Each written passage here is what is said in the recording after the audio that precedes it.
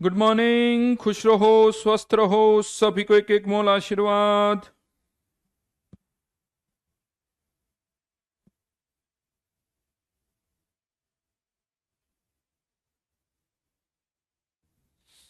Very good morning.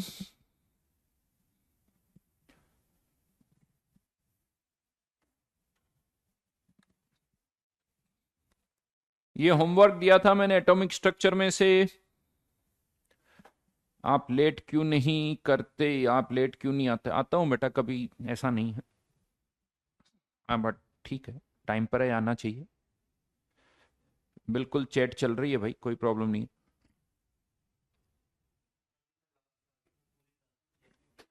अच्छा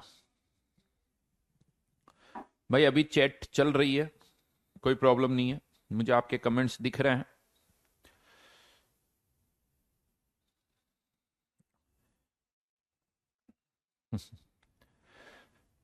हाँ जी। अब नहीं आ रहे भाई।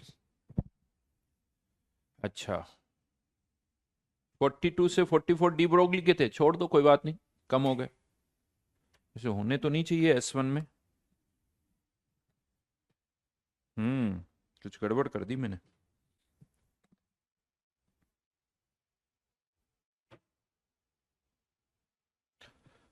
ओके, एक जंप कर गया मैं, ऐसा लग रहा हूँ। 14 से 16, 28 से 30। ओके, ये गलत दे दिया, चलो कोई नहीं।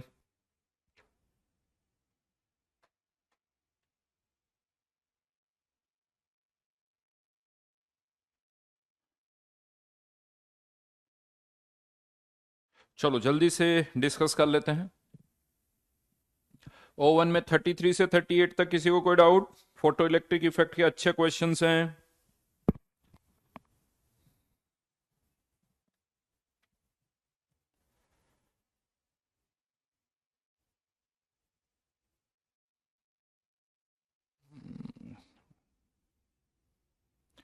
Shivansh, take care, have confidence.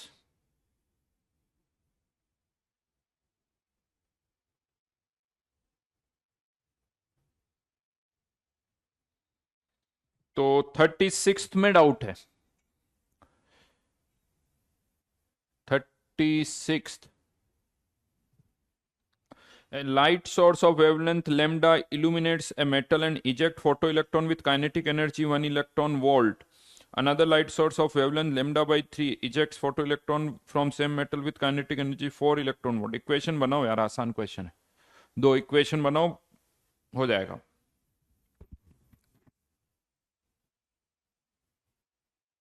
Wavelength दे रखी है, वेवलेंथ से आ जाएगा वो काम। नेक्स्ट।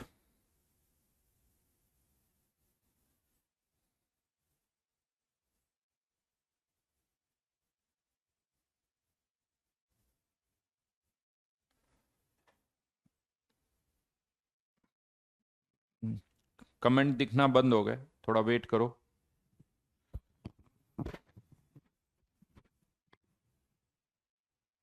हाँ,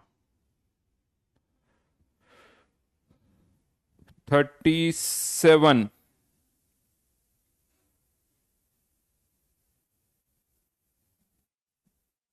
वर्क फंक्शन दे रखा है 40 electron volt. Some emitted photo electrons had stopping potential equal to 22 volt and some have 12 volt and rest had lower values. मतलब मैक्सिमम 22 वोल्ट स्टॉपिंग पोटेंशियल है, तो मैक्सिमम काइनेटिक एनर्जी कितनी हो गई? 22 electron volt. Calculate the wavelength of incident photon assuming that at least one photoelectron is ejected with maximum possible kinetic energy. तो question number 37 में के max 22 electron volt, work function कितना दे रखा है? 40 electron volt. तो यहां से आप फोटोन की एनर्जी निकाल सकते हो। ये फॉर्मूला क्या होता है? के मैक्स, तो ये एच न्यू इक्वल्स टू कितना आ जाएगा? 62 इलेक्ट्रॉन वोल्ट। करो यार, क्या प्रॉब्लम है?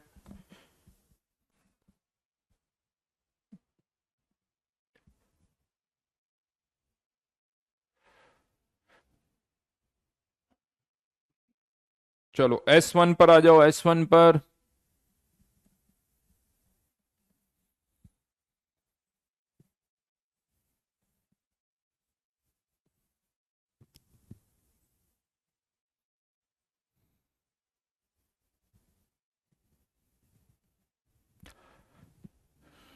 थर्टी एट में भी डाउट है, बहुत बढ़िया जी।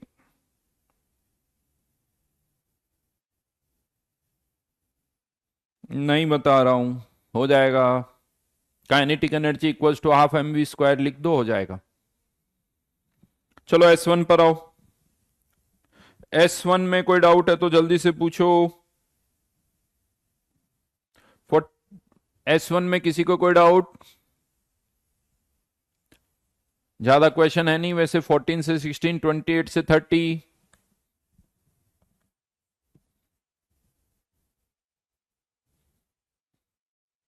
29।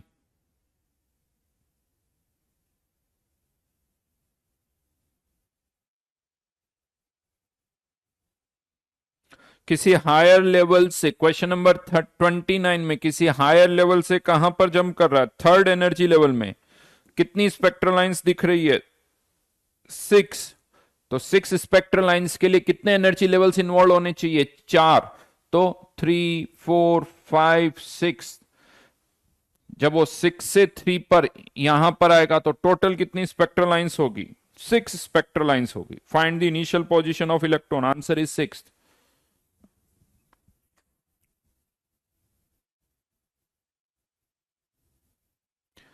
क्वेश्चन नंबर 30 में अगर आप चाहते हो कि फोटोन की वेवलेंथ सेम हो, स्पेक्ट्रल लाइन की वेवलेंथ सेम हो, तो एनर्जी डिफरेंस भी सेम होना चाहिए। तो हाइड्रोजन की फर्स्ट लाइन, यानी हाइड्रो लाइमन सीरीज की फर्स्ट लाइन 2 से 1, ये हीलियम के किससे मैच करेगी? बताया था मैंने, हाइड्रोजन के फर्स्ट लेवल की एनर्जी हीलियम के सेकंड से मैच करती है, और सेकंड की किससे मैच करती? फोर्थ से।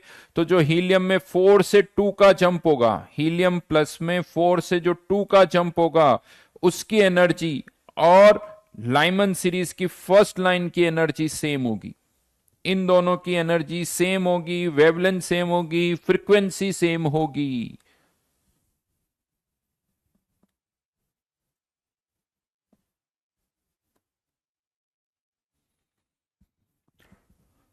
शिवकांत लिखा हुआ ही क्या? क्वेश्चन नंबर 29 में, jumps from some higher energy level to third energy level. जब वो 3 पर आ रहा तो 3 को क्यों नहीं काउंट करूंगा? NC2 में क्या है? Number of energy levels involve, कितने इन्वॉल्व है?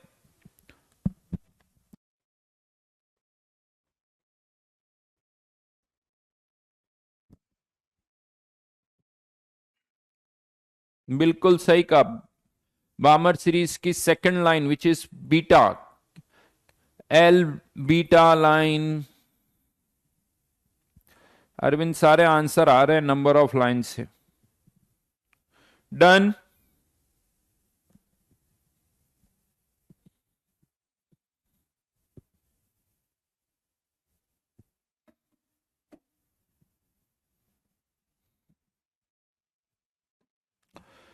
तो लास्ट क्लास में मैंने फोटो इलेक्ट्रिक इफेक्ट एक्सप्लेन कर दिया था। अब आगे बढ़ते हैं, which is D Broglie hypothesis.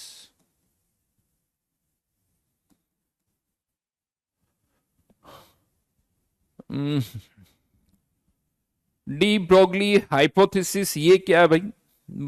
Again कह सकते हो कि यहां से साइंस में और एक और मेजर चेंज हुआ। पहला मेजर चेंज जो साइंस में हुआ वो मैं आपको बता दूं, वो हुआ प्लांक्स क्वांटम थ्योरी से। क्योंकि उससे पहले तक हम लाइट को केवल वेव की तरह ट्रीट करते थे, वेव की तरह ट्रीट करते थे। लेकिन प्लांक्स क्वांटम थ्योरी के बाद हमने देखा कि लाइट की ड्वेल नेचर होती, wave as well as particle nature. फिर से एक बार बोल रहा हूं, वेव नेचर मतलब जो रिफ्लेक्शन शो करे, जो रिफ्रैक्शन शो करे, जो इंटरफेरेंस शो करे, ये कौन सी नेचर को रिप्रेजेंट करता है? Wave nature of light. और लाइट ऐसा करती है, हम सबको पता है कि लाइट में इंटरफेरेंस भी होता है, डिफ्रेक्शन भी होता है, रिफ्लेक्शन भी होता है। और पार्टिकल नेचर, जैसा मैंने आपको पहले ही बताया था, क्वांटाइजेशन, एक एटम, दो एटम, तीन एटम, चार एटम, इस तरह से हम कहते हैं लाइट में। और जो पार्टिकल नेचर होती है उसमें कोई इंटरफेरेंस नहीं होता, ऐसा नहीं कि दो पार्टिकल एक दूसरे के पास में है तो उनमें इंटरफ्रेंस हो जाएगा, वो मिक्स हो जाएंगे, जुड़ जाएंगे, ऐसा नहीं होता है, राइट। तो ये पार्टिकल नेचर है, एक एटम, दो एटम, तीन एटम, चार एटम। और जो ब्लैक बॉडी रेडिएशन एक्सपेरिमेंट है, फोटो इलेक्ट्रिक इफेक्ट है, ये सब पार्टिकल की लाइट की वेव नेचर को, लाइट की पार्टिकल नेचर को रिप्रेजेंट करते हैं। वापस सेंटेंस बोल रहा हूं, photo electric effect, black body radiation experiment, ये लाइट की पार्टिकल नेचर को शो करते हैं। नाउ अब यहां पर एक और कह सकते हो कि सरप्राइजिंग रिजल्ट सामने आया। सरप्राइजिंग भी बोल सकते हो, शॉकिंग भी बोल सकते हो। अगेन यहां से फिर कह सकते हो कि कुछ हद तक अच्छी खासी साइंस जो है वो बदल गई। कैसे बदल गई? अब बहुत ज्यादा, थोड़ा सा आपको आइडिया देता हूं जिससे कि एक अच्छा फील आता है, मतलब थोड़ी सी इसी चीज को समझाने की कोशिश करता हूं क्यों डी ब्रोगली ने ऐसा कहा। तो एक्चुअली एक एक्सपेरिमेंट है जिसे हम कहते हैं यंग्स डबल स्लिट एक्सपेरिमेंट। यहां पर ये दो छोटे छोटे होल्स हैं, अपर्चर्स हैं, और इमेजिन करो यहां पर एक बहुत दूर एक गन रखी हुई है, बहुत दूर एक गन रखी हुई, जिससे यूं मान लो कि आप बुलेट्स फायर कर सकते हो। जैसे आप लोग देखते हो ना, जब मेले में जाते हैं तो बलून फोड़ने की गन रखी होती है, उसी तरह से इमेजिन करो ऐसी एक पास, आपके पास एक गन है, या आप की शार्प शूटर हो एकदम, और आपके पास एक अच्छी खासी गन है। इवन अभी मैंने कहीं पढ़ा था, शायद मैं not very much wrong, Ukraine में या शायद यूक्रेन में कहीं पर कोई यूक्रेन का शार्प शूटर था, शायद उसने, मैं शायद या तो 3-4 किलोमीटर दूर या शायद इवन 11 किलोमीटर दूर से फायर किया था, और एक रशियन सोल्जर को मारा था, ऐसा कुछ पढ़ा था मैंने, समथिंग अराउंड कुछ था, अच्छी खासी डिस्टेंस पर था। तो मान लेते हैं बहुत दूर एक गन रखी हुई है, और ये दो होल्स हैं यहां पर, और ये यहां पर इमेजिन करो एक वुडन ब्लॉक है, वुडन ब्लॉक है, और यहां से कंटिन्यूसली हम बुलेट्स फायर करें। और आपको भी पता है जब बुलेट्स फायर करते हैं तो बुलेट्स अगर हम फायर करते हैं तो एग्जैक्टली वो एक स्ट्रेट पाथ में ट्रेवल नहीं करती है, थोड़ा बहुत आसपास से निकल जाती। तो इमेजिन करो यहां पर हमने क्या किया, इस वाले होल को बंद किया हुआ था, इसको बंद किया हुआ था, राइट, केवल इस होल को ओपन रखा। तो हम क्या देखते हैं कि बुलेट्स स्ट्राइक करती है, और ज्यादातर बुलेट्स हम देख रहे हैं कि कहां स्ट्राइक करती है, इस पोजीशन पर। बट कुछ कुछ बुलेट्स यहां पर भी स्ट्राइक करती है, क्योंकि क्या होता है, इस होल्स के जो अपर्चर है, होल्स के जो कॉर्नर्स है, उससे भी कुछ बुलेट्स टकरा के इधर उधर चली जाती है। बुलेट्स जो है इधर उधर टकरा के चली जाती, इसी को आप आगे चल के अगर लाइट की लैंग्वेज में बोलूं तो डाइफ्रेक्शन हो जाता है, बेंडिंग फ्रॉम द एजेस। तो यहां पर हम क्या देखते हैं कि अगर हम बुलेट्स को फायर करते हैं ना, तो मैक्सिमम नंबर ऑफ बुलेट्स जो स्ट्राइक करती है वो पर्टिकुलर इस पोजीशन पर करती है। ये मैं कर बना रहा हूं, इस कर को ऐसे रीड करना है, ये जितना इस लाइन से दूर होगा मतलब यहां पर नंबर ऑफ बुलेट्स ज्यादा स्ट्राइक कर रही है, यहां पर number of bullets come strike कर रही है, यहां और कम, यहां और कम, बट कर रही है कुछ ना कुछ। बट इस जगह पर सबसे ज्यादा बुलेट स्ट्राइक कर रही है। जब हमने इस वाले होल को बंद करके इसको ओपन किया, तो अब हम देखते हैं कि जो बुलेट्स हैं ज्यादातर वो कहां पर स्ट्राइक करती है, इस वाली पोजीशन पर स्ट्राइक करती। अब ज्यादातर बुलेट्स कहां पर स्ट्राइक कर रही है, इस वाली पोजीशन पर। इसको मैं ऐसे कह सकता हूं कि ये जो कर्व है ये I2 है, और ये वाला जो कर्व है वो I1 I2 मतलब इंटेंसिटी, इंटेंसिटी मतलब नंबर ऑफ बुलेट्स जो कि यहां पर स्ट्राइक कर रही है, नंबर ऑफ बुलेट्स जो कि यहां पर स्ट्राइक कर रही है, राइट। जब इस वाले होल को ओपन किया तो इस तरह से बुलेट स्ट्राइक कर रही थी, जितनी इस लाइन से डिस्टेंस ज्यादा होगी नंबर ऑफ बुलेट्स उतनी ज्यादा होगी। अब हमने क्या किया, दोनों ही होल्स को एक साथ ओपन किया, दोनों ही होल्स को एक साथ ओपन किया, और फिर देखा कि किस पोजीशन पर कितनी बुलेट स्ट्राइक कर रही है, तो हम क्या देखते हैं कि रफली ये कुछ कर्व इस तरह से आ जाता है I1 प्लस I2, यानी दोनों का समेशन, जो कि लॉजिकल चीज है। पहले कुछ बुलेट्स यहां से आ रही थी, अब इस वाले होल को भी ओपन कर दिया तो यहां से भी कुछ बुलेट्स आएगी, तो ये I2 और ये वाला था I1, तो दोनों का क्या हो गया समेशन, तो I1 प्लस I2 हो जाएगा, I1 प्लस I2। और ये एक तरह से पार्टिकल नेचर को शो करता है, और हमें भी पता है बुलेट्स तो पार्टिकल ही है, तो ये बुलेट्स की पार्टिकल नेचर को शो कर रहा है। तो कह सकते हैं इसमें तो कुछ भी नया नहीं है साहब। क्या है, यहां से मान लो 5 बुलेट्स आ रही थी, इस वाले होल से 2 बुलेट्स आ गई, तो टोटल कितनी हो जाएगी 7 हो जाएगी, क्योंकि पहले इसको बंद कर रखा था तो यहां वाली बुलेट्स यहां नहीं पहुंच रही थी, लेकिन अब यहां वाली भी पहुंचेगी, इस होल वाली भी पहुंचेगी, दोनों पहुंचेगी, तो दोनों का समेशन हो गया, एडिशन हो गया, simple addition, nothing special, right. सिंपल सा एडिशन हो गया, यहां पर आप कह सकते हो। और लेकिन जब हमने यही एक्सपेरिमेंट फिर से किया, इस बार हमने बुलेट्स नहीं यूज की, इस बार हमने यहां पर कोई लाइट का सोर्स यूज किया, एक लाइट सोर्स हमने यहां पर यूज किया। यहां पर अगेन एक स्क्रीन रख दी में, जिस पर हम लाइट की इंटेंसिटी को ऑब्जर्व कर सकते हैं, ब्राइटनेस को ऑब्जर्व कर सकते हैं। तो हमने यहां पर क्या किया, फिर से इस वाले होल को बंद रखा, इसको ओपन रखा, और देखा कि लाइट स्क्रीन पर कहां कितनी दिख रही है। तो अगेन सेम थिंग, इस पोजीशन पर लाइट की जो इंटेंसिटी थी वो सबसे ज्यादा थी, इस पोजीशन पर लाइट की इंटेंसिटी सबसे ज्यादा थी, लेकिन जैसे जैसे हम दूर जा रहे थे लाइट की इंटेंसिटी कम हो रही थी, लाइट की इंटेंसिटी कम हो रही थी, मतलब यहां ब्राइटनेस सबसे ज्यादा थी, यहां थोड़ी कम, यहां थोड़ी कम। जैसे आप एक रूम है, एकदम बंद कमरा है, उसमें एक छोटा सा होल कर दो, छेद कर दो, और बाहर से लाइट आती है, तो हम देखते हैं कि उस होल्स के जस्ट परपेंडिकुलर जो वॉल होती है वहां पर एक ब्राइट स्पॉट होता है, लेकिन ऐसा नहीं कि पूरे रूम में लाइट नहीं आती, लाइट पूरे रूम में भी दिखती है, क्योंकि वो एजेस से लाइट बेंड होती है, तो लाइट यहां पर भी गिरेगी, यहां पर भी गिरेगी, सब जगह गिरेगी, राइट। जब हमने इस वाले होल को बंद करके नीचे वाला होल ओपन कर दिया, तो ये पैटर्न कुछ इस तरह से आया, ये पैटर्न कुछ इस तरह से आया। लेकिन जब हमने दोनों होल्स को एक साथ ओपन करके, अब दोनों होल्स को जब हमने एक साथ ओपन किया, तो अब हम पता है क्या देखते हैं, यहां पर I1 प्लस I2 नहीं होता है, I1 प्लस I2 नहीं हो रहा है। यहां पर हम क्या देख रहे हैं कि इस जगह पर लाइट की इंटेंसिटी बहुत ज्यादा है, इस जगह पर बहुत ज्यादा है, बीच में कम है, बीच में कम है, यहां कम है, यहां कम है, यहां बहुत ज्यादा, यानी एक जगह ब्राइट स्पॉट, एक जगह dark spot, bright dark, bright dark. ये क्यों आया आपको पता है, यहां पर ऐसा क्यों हो गया, I1 प्लस I2 क्यों नहीं हुआ, ऐसा कर्व क्यों नहीं आया, यहां पर कर्व इस तरह से क्यों आया, क्या बता सकते हो उसके लिए?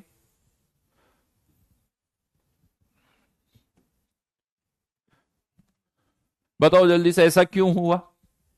ये इसे फ्रिंजेस बोलते हैं, bright dark, bright dark, bright dark, ऐसा क्यों हुआ जल्दी से बताओ।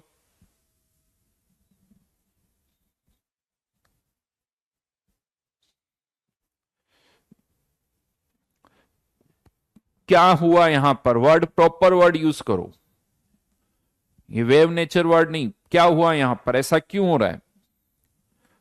तो अब यहां पर क्या हुआ, लाइट में इंटरफेरेंस हो गया।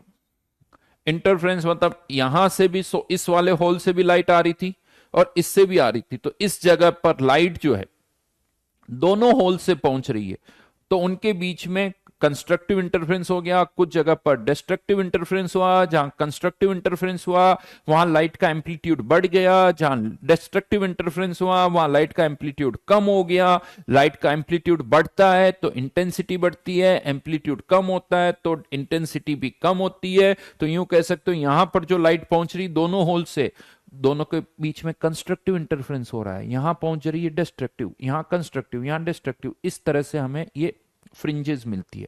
This shows the wave nature of light. ये लाइट की कौन सी नेचर को शो कर रहा है, वेव नेचर को। ये एक्सपेरिमेंट लाइट की कौन सी नेचर को शो कर रहा है, पार्टिकल नेचर को, पार्टिकल नेचर को शो कर रहा है, राइट। अब यहां पर ये जो एक्सपेरिमेंट है आपने सुना होगा शायद, मतलब सबने तो नाम सुना होगा, फिनमेन।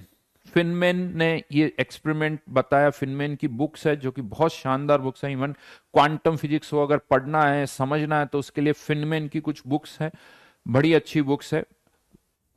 वहीं उसी में ये सब दे रखा है, वहीं से मैं आपको बता रहा हूं। अब यहां पर ये पार्टिकल नेचर, ये वेव नेचर, डी ब्रोगली ने क्या किया, इलेक्ट्रॉन्स को इस तरह से फायर किया सब। अब हमें तो इलेक्ट्रॉन्स, हमें पता है क्या है, इलेक्ट्रॉन्स तो पार्टिकल ही है।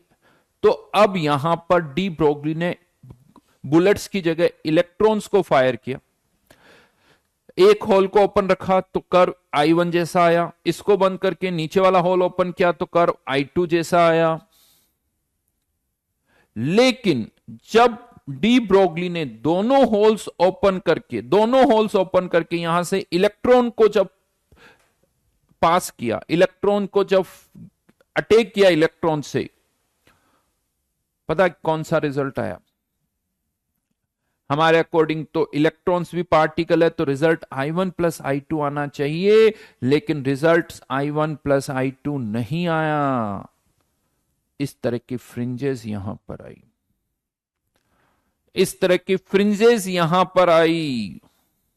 मतलब इलेक्ट्रॉन जो है उनमें इंटरफ्रेंस हो रहा है, जबकि इलेक्ट्रॉन पार्टिकल्स है बट उनमें इंटरफ्रेंस हो रहा है। मतलब इलेक्ट्रॉन वेव नेचर शो कर रहे हैं।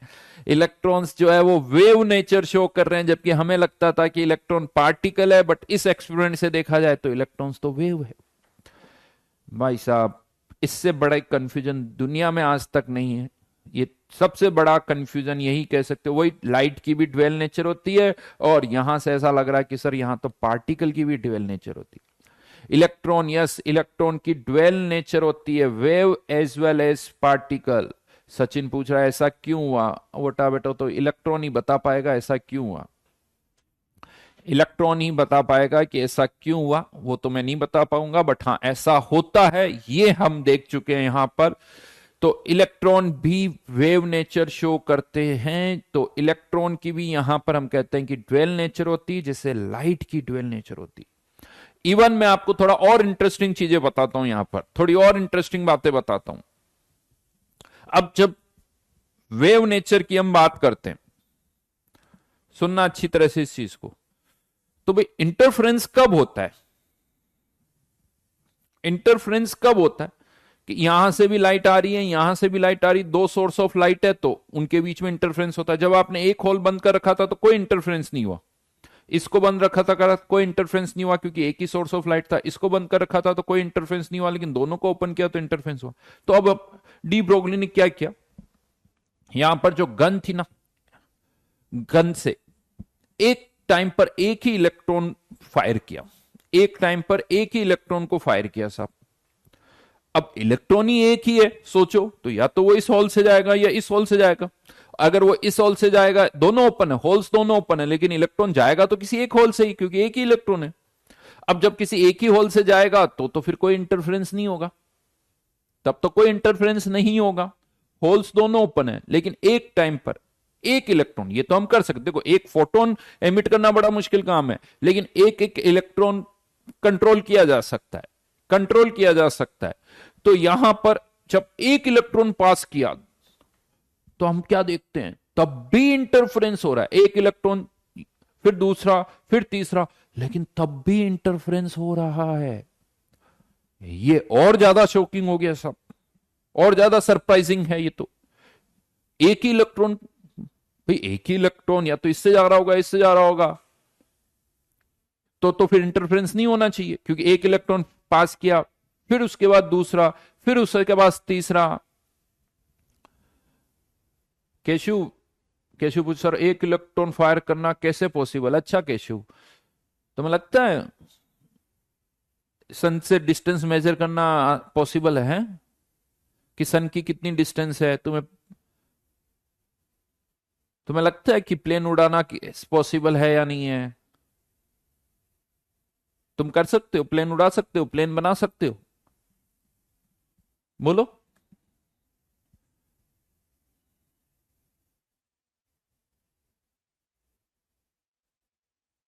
पॉसिबल है? अरे बेटा तुम्हें तो साइकिल भी नहीं बना सकते, तुम्हारे लिए तो करने वाले कर लेते हैं सब, करने वाले सब कर लेते हैं। हाँ,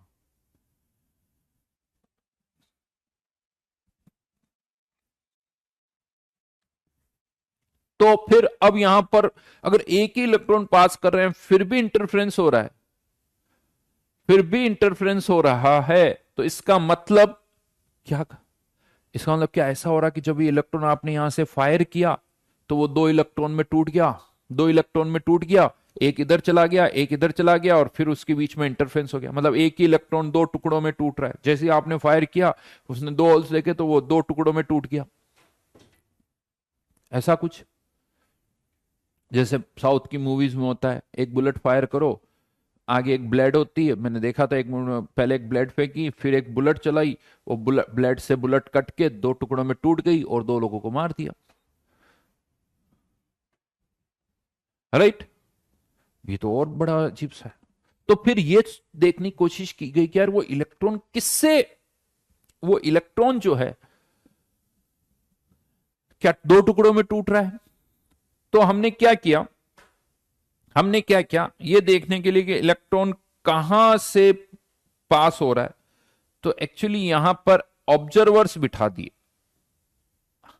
यहां पर ऑब्जर्वर्स बिठा दिए जिससे हमें यह पता चल जाए कि यार वो जो इलेक्ट्रॉन हम यहां से पास कर रहे हैं, एक ही इलेक्ट्रॉन फायर किया, क्या वो दोनों जगह से निकल रहा है यानी टुकड़ों में टूट रहा है या किसी एक जगह से, किसी एक जगह से। तो ऑब्जर्वर्स बिठा दिए यहां पर। तो जैसे ही हमने यहां पर ऑब्जर्वर्स बिठाए तो हम क्या देखते हैं कि यार इलेक्ट्रॉन तो या तो इस होल से ही पास हो रहा है या इससे ही पास हो रहा है, या तो इससे या इससे, दोनों से नहीं हो रहा है, यानी टुकड़ों में तो नहीं टूट रहा। लेकिन जैसे ही यहां पर आपने दो ऑब्जर्वर्स बिठाए, ऑब्जर्वर्स बिठाए इस लैंग्वेज को मतलब जो ऑब्जर्व कर सकते हैं, आदमी नहीं बैठे यहां पर कि आदमी बैठ गया, तो ऑब्जर्वर्स मतलब कुछ ना कुछ इंस्ट्रूमेंट है जो ये डिटेक्ट कर लेता है कि इलेक्ट्रॉन यहां से निकल रहा है या यहां से निकल रहा है। तो जैसे ये ऑब्जर्वर्स यहां पर बिठाए, अब हम ये देख रहे हैं कि इलेक्ट्रॉन या तो यहां से निकल रहा है या यहां से निकल रहा है, इसका मतलब ये हुआ कि वो दो पार्ट में नहीं टूट रहा है। लेकिन जैसे ही हमने यहां पर ऑब्जर्वर्स बिठाए, अब यहां पर इस तरह का पैटर्न नहीं आ रहा है, इंटरफ्रेंस नहीं हो रहा है, अब पैटर्न इस तरह से आने लग गया, अब पैटर्न इस तरह से पार्टिकल नेचर की तरह आने लग गया। जैसे यहां पर ये ऑब्जर्वर्स हटाते हैं फ्रिंजेस दिखने लगती है, फ्रिंजेस दिखने लगती है, ऑब्जर्वर्स बिठाते ही वो पार्टिकल नेचर को शो करने लग जाता है। यानी मोमेंट आप कुछ इलेक्ट्रॉन के बारे में जानने की कोशिश कर रहे हो, मोमेंट किसी भी मतलब आप कुछ इलेक्ट्रॉन के बारे में जानने की कोशिश कर रहे हो, वो अपनी नेचर ही बदल रहा है, ऐसा वो नेचर ही बदल दी उसने। अब आप जान लो, और जैसे ही यहां से ऑब्जर्वर हटे, अब आपको नहीं पता कि क्या हो रहा है, तो वो वेव नेचर शो कर रहा है, वो वेव नेचर शो कर रहा है। बात कुछ समझ में आ रही मेरी? देखो बहुत ज्यादा डिटेल में नहीं जाना चाहता मैं, बट ऊपर ऊपर सुपरफिशियली मैं आपको थोड़ी चीजें समझाना चाह रहा हूं। खैर अगर इसको थोड़ा सा अगर आप इलेक्ट्रॉन से लेके ह्यूमन पर आओगे ना, तो आपको ये कुछ भी अजीब सा नहीं लगेगा। वैसे मैं आपको बताऊं, ह्यूमन बींग्स पर आप आओगे ना, अभी आपको लग रहा होगा सर ऐसे कैसे हो सकता है, तो क्वाइट पॉसिबल यार। जैसे यहां पर इलेक्ट्रॉन अपनी नेचर बदल रहा है, इंसान तो पल पल बदलते हैं भाई, इंसान भी तो पल पल बदलते हैं नेचर, नहीं? क्या आप नेचर जान सकते हो किसी? इलेक्ट्रॉन तो बेचारा ड्वेल नेचर ही शो कर रहा है, इंसान तो पता नहीं कितनी नेचर शो करते हैं।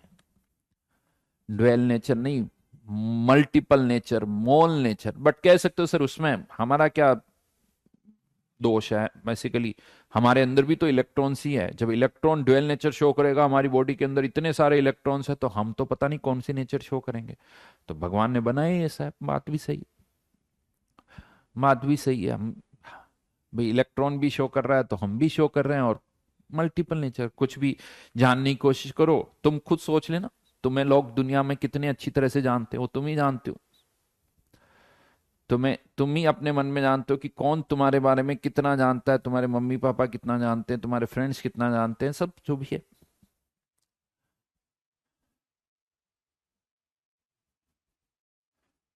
नहीं,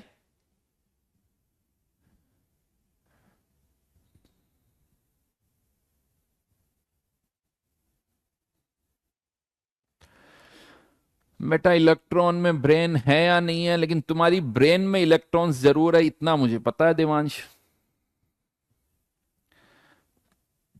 ये ध्यान रखना।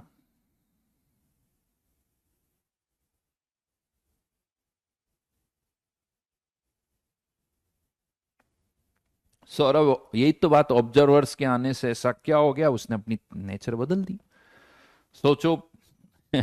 सौरभ पूछ रहा कि ऑब्जर्वर्स के होने से ऐसा क्या हो गया। अब क्या एग्जाम्पल दूं है।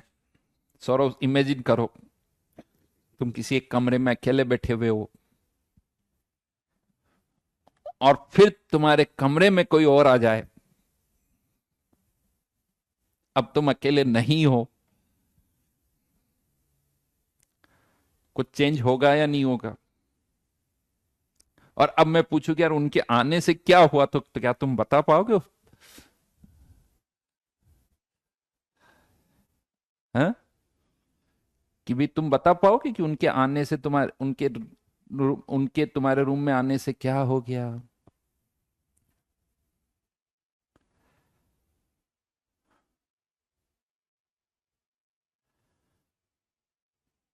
तो बेटा कुछ चीजों के कोई आंसर नहीं होते हैं, वो बस इलेक्ट्रॉन को ही पता है, कोई नहीं जानता।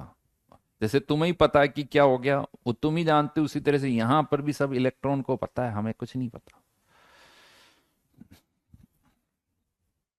बेटा साइंस है, साइंस में एक चीज बता दूं, ये चीज प्रूव, जितना डेप्थ में जाओगे, जितना घुसोगे, जितना घुसोगे, जितना अंदर घुसोगे, उतना ही ज्यादा फैक्ट है बेटा। कंफ्यूज होंगे, अनसर्टेनिटीज होगी, क्लियरिटी नहीं आएगी। हाँ बट रियलिटी पता चलेगी, ये अलग। रियलिटी जरूर पता चल गई, ये रियलिटी कुछ तो पता चल ही रहा है, ऐसा नहीं है। बट अब, पहले केवल ये बोलते थे इलेक्ट्रॉन की पार्टिकल नेचर है, अब हम ये बोल रहे हैं पार्टिकल भी हो सकती है, वेव नेचर भी हो सकती है। अब आप इसे क्या बोलते हो, आपके ऊपर डिपेंड करता है कि हमने और कुछ समझा है और कुछ जाना है, या ये कह दो नहीं सर हम तो और कंफ्यूज हो गए। कंफ्यूज इंसान तभी होता है जब एक से ज्यादा ऑप्शंस होते हैं, एक से ज्यादा चीजें होती, तब कंफ्यूज है। तब एक ही ऑप्शन है तो कोई कंफ्यूजन नहीं, यानी कुछ और पता चलता है तब जाके इंसान कंफ्यूज होता है। राइट। ऑब्जर्वर्स दूर रख दो, क्या जब तक जैसे ही ऑब्जर्व करोगे, जैसे ही ऑब्जर्व किया पार्टिकल नेचर, सॉरी, हाँ जैसे ही ऑब्जर्व किया पार्टिकल नेचर, अगर ऑब्जर्वर्स ऑब्जर्व नहीं कर पा रहे हैं तो वेव नेचर है।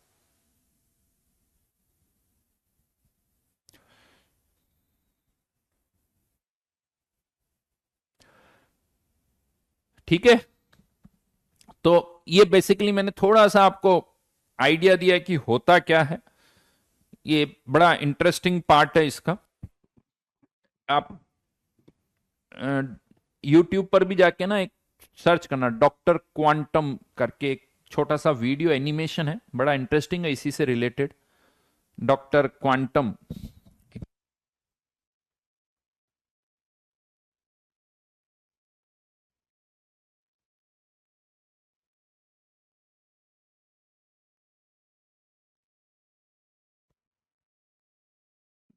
क्वांटम करके नहीं तो सर्च करो।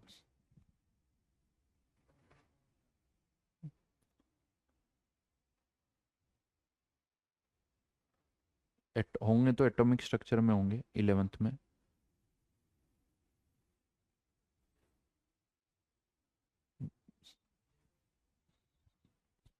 नहीं, पीडीएफ नहीं, वीडियोस है।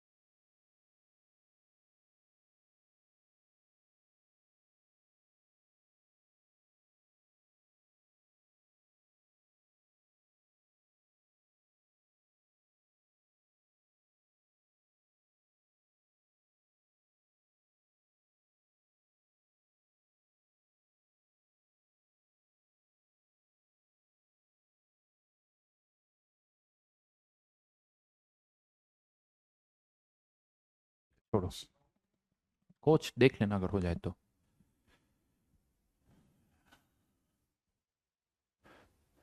चलो अभी देखते हैं, अभी आगे बढ़ते हैं। इस पर यूट्यूब चल जाएगा? यूट्यूब इस पे चलता है?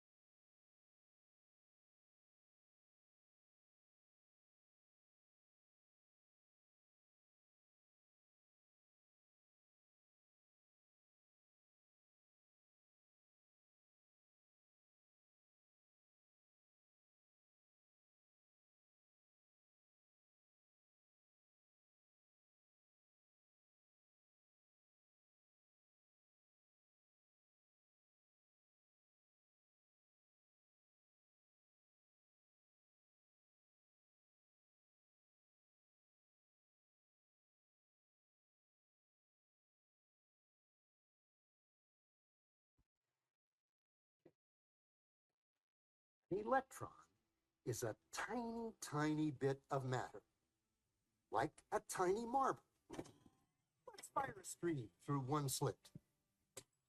It behaves just like the marble, in a single band. So, if we shoot these tiny bits through two slits, we should get, like the marble, two bands.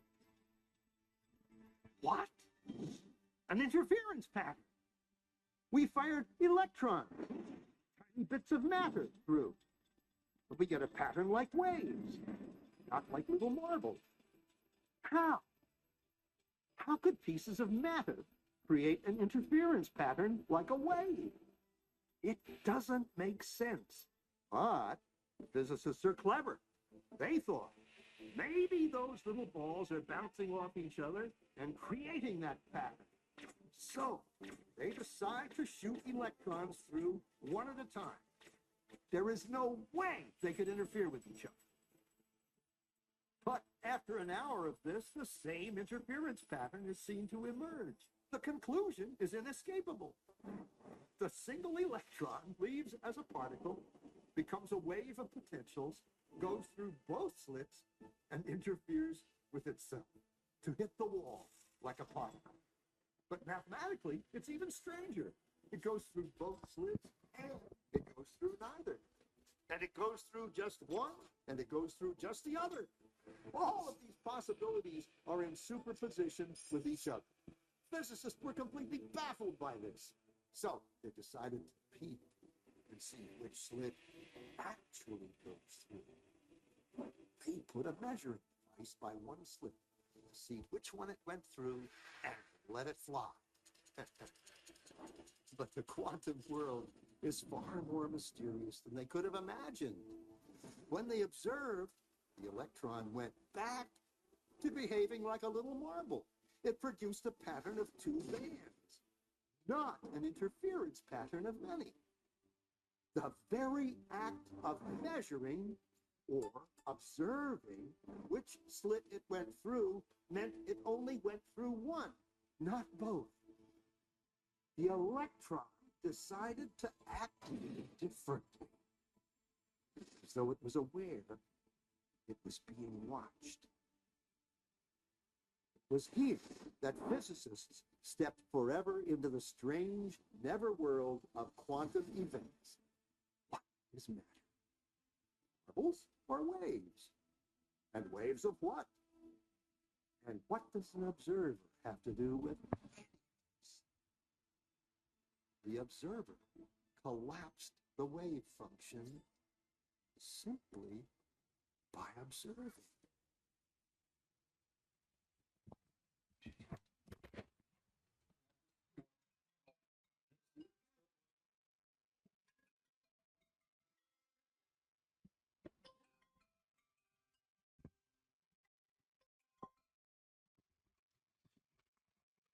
एक बार YouTube पर देख लेना, अगर किसी को देखना हो तो। थोड़ी आवाज कम है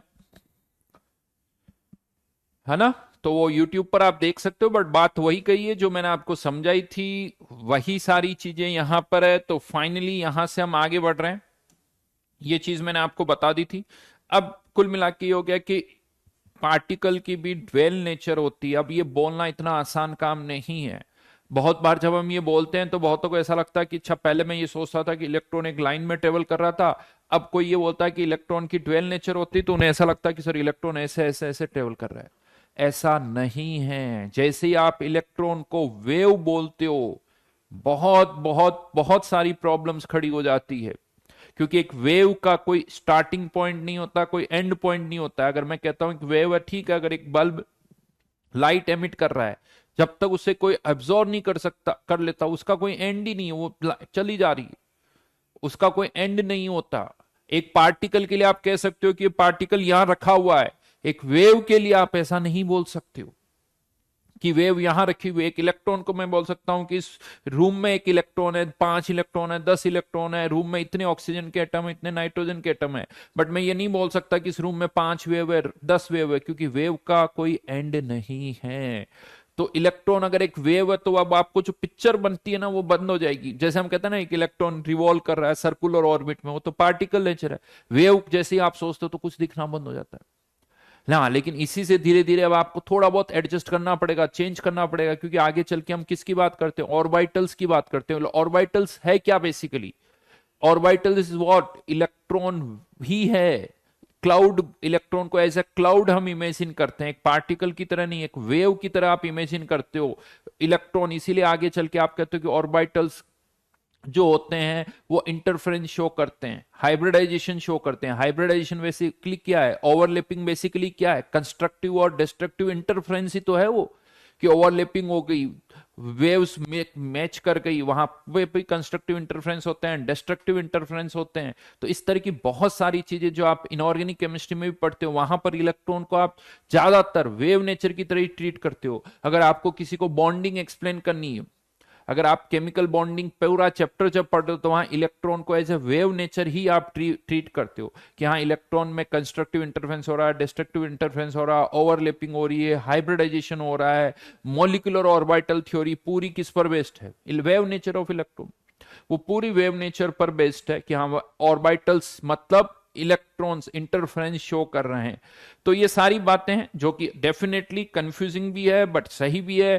कंफ्यूजन धीरे धीरे कम होता जाता है जैसे जैसे आप इसके बारे में सोचने लगते हो। स्टार्टिंग में बड़ा कंफ्यूजिंग लगता है, लेकिन जब आप इसी के बारे में सोचते रहते हो, आप बार बार सोचते रहते हो, तो फिर धीरे धीरे वो सारी बातें आपको सही लगने लगती है।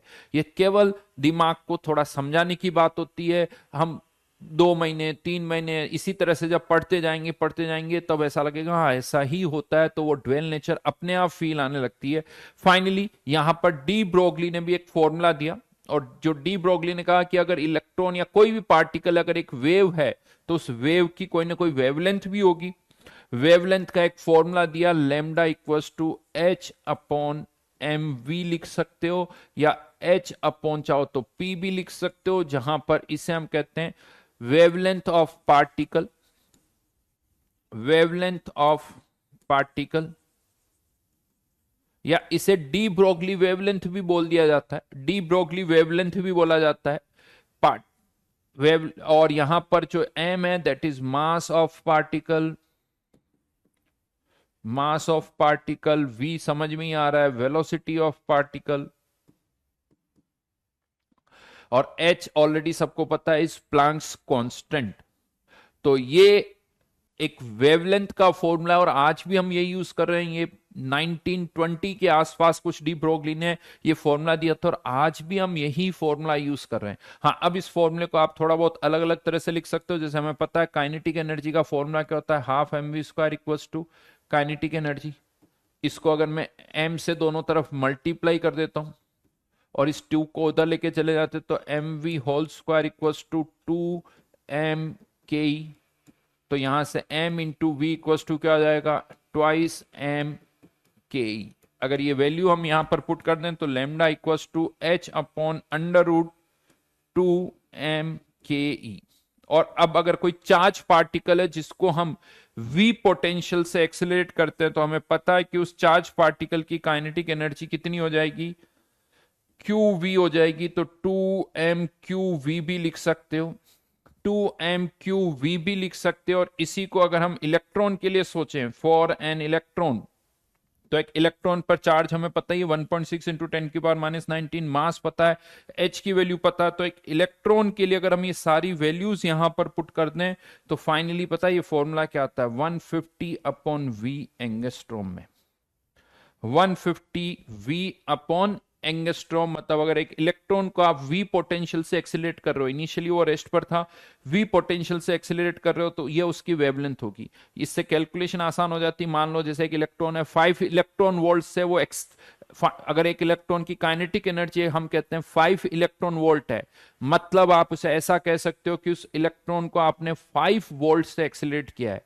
अगर इलेक्ट्रॉन की काइनेटिक एनर्जी 10 इलेक्ट्रॉन वोल्ट है तो आप इसको ऐसे सोच सकते हो कि उसको कितने वोल्ट से एक्सेलरेट किया होगा, 10 वोल्ट से एक्सेलरेट किया होगा। अगर किसी भी इलेक्ट्रॉन को 10 वोल्ट से एक्सेलरेट करते हो तो उसकी काइनेटिक एनर्जी 10 इलेक्ट्रॉन वोल्ट हो जाती है। 20 इलेक्ट्रॉन वोल्ट से करोगे तो काइनेटिक एनर्जी 20 इलेक्ट्रॉन वोल्ट हो जाएगी। तो अगर आपको काइनेटिक एनर्जी इलेक्ट्रॉन वोल्ट में पता है तो वोल्ट पता कर सकते हो कि किस वोल्ट से आपने उसको एक्सेलरेट किया है, किस पोटेंशियल डिफरेंस से आपने उसको एक्सेलरेट किया।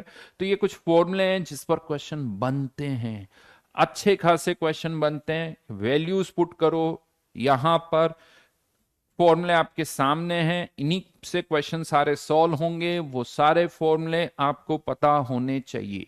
लेकिन अब यहां पर मैं आपको तो सबसे बड़ा कंफ्यूजन क्या होता है, हम इलेक्ट्रॉन और फोटोन में कंफ्यूज हो जाते हैं। क्वेश्चन आता है फोटोन की वेवलेंथ निकालो, फॉर्मूला हम इलेक्ट्रॉन का लगा देते हैं। क्वेश्चन आता है इलेक्ट्रॉन की वेवलेंथ निकालो, हम फॉर्मूला फोटोन का लगा देते हैं। तो यहां पर आपको मैं बता दूं, इलेक्ट्रॉन की वेवलेंथ निकालने का फॉर्मूला अलग है, फोटोन की वेवलेंथ निकालने का फॉर्मूला अलग है। अगर एक फोटोन की वेवलेंथ अगर मुझे निकालनी है तो फॉर्मूला क्या होता है, फोटोन की वेवलेंथ निकालनी है तो या तो hc बाय लैम्डा या h new. This is the formula for photon.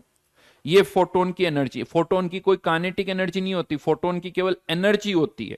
Electron के लिए आप वर्ड यूज करते हो काइनेटिक एनर्जी, लेकिन फोटोन की एनर्जी पता है तो मैं यहां से फोटोन की वेवलेंथ निकाल सकता हूं, या वेवलेंथ पता है तो फोटोन की एनर्जी निकाल सकते हैं। यहां पर भी ये वेवलेंथ और काइनेटिक एनर्जी, ये फोटोन, ये इलेक्ट्रॉन की काइनेटिक एनर्जी है तो इलेक्ट्रॉन की वेवलेंथ इतनी होगी, वेवलेंथ इतनी है, तो यहां से काइनेटिक एनर्जी हम निकाल सकते हैं, राइट। लेकिन अब कंफ्यूजन क्यों होता है वो भी मैं आपको बता देता हूं। कंफ्यूजन क्यों होता है, क्योंकि कुछ जगह पर जो फोटोन होता है ना, उसकी एनर्जी कौन ले लेता है या किसको ट्रांसफर हो जाती है, इलेक्ट्रॉन को। तो जो फोटोन की एनर्जी होती है वो इलेक्ट्रॉन की काइनेटिक एनर्जी हो जाती है। जैसे इसको ऐसे समझो, एक इलेक्ट्रॉन रखा हुआ है, एक फोटोन आया और इलेक्ट्रॉन ने उस फोटोन को एब्जॉर्ब कर लिया। अगर इलेक्ट्रॉन ने फोटोन को एब्जॉर्ब कर लिया तो फोटोन तो गायब। तो जो फोटोन की एनर्जी है वो कहां चली गई, वो इलेक्ट्रॉन की काइनेटिक एनर्जी में कन्वर्ट हो गई। और अब इलेक्ट्रॉन जो कि पहले रेस्ट पर था अब वो मूव करने लगेगा क्योंकि उसकी कुछ काइनेटिक एनर्जी आ गई। तो अब हमें इस इलेक्ट्रॉन की काइनेटिक एनर्जी पता है और वो कितनी है, जो फोटोन की एनर्जी थी। तो फोटोन की एनर्जी अब क्या हो गई, इलेक्ट्रॉन की काइनेटिक एनर्जी, और उस इलेक्ट्रॉन की काइनेटिक एनर्जी को यहां पुट करके आप इलेक्ट्रॉन की क्या निकाल सकते हो, वेवलेंथ। लेकिन अब बहुतों को ऐसा लगता है सर आपने यहां पर तो फोटोन की एनर्जी पुट कर दी, यहां पर भाई वो फोटोन की एनर्जी ट्रांसफर हो गई थी, किसको ट्रांसफर हो गई थी, इलेक्ट्रॉन को, तो वो अब इलेक्ट्रॉन की क्या होगी, काइनेटिक एनर्जी होगी, इसीलिए यहां पर इलेक्ट्रॉन की काइनेटिक एनर्जी पुट करके वेवलेंथ निकालो।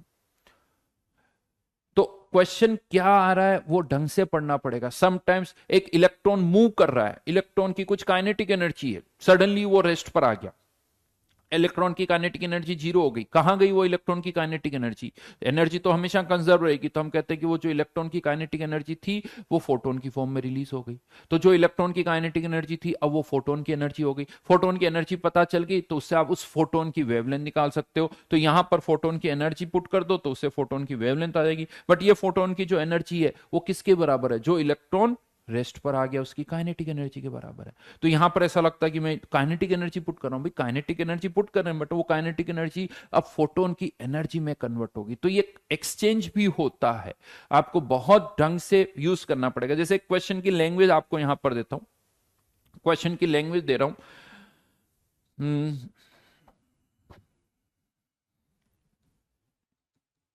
Find the wavelength of electron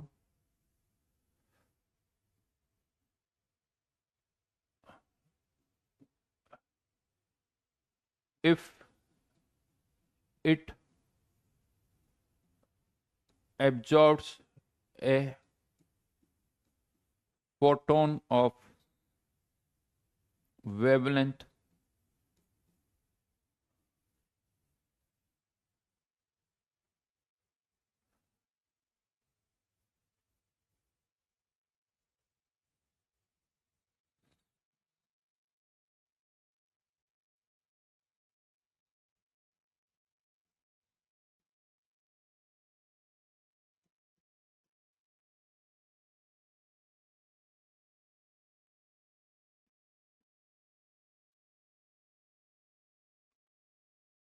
photon of wavelength 12402 by 3 nanometer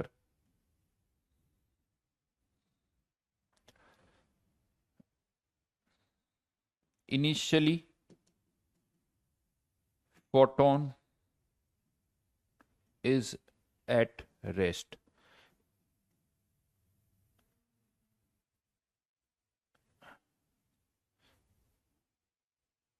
initially photon rest पर है और आपको, नहीं ये वर्ड गलत, initially electron is at rest.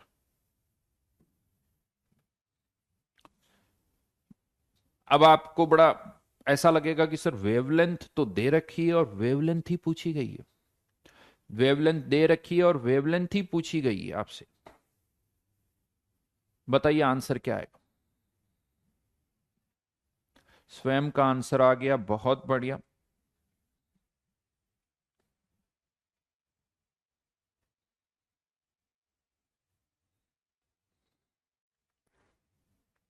इस क्वेश्चन का आंसर निकालो।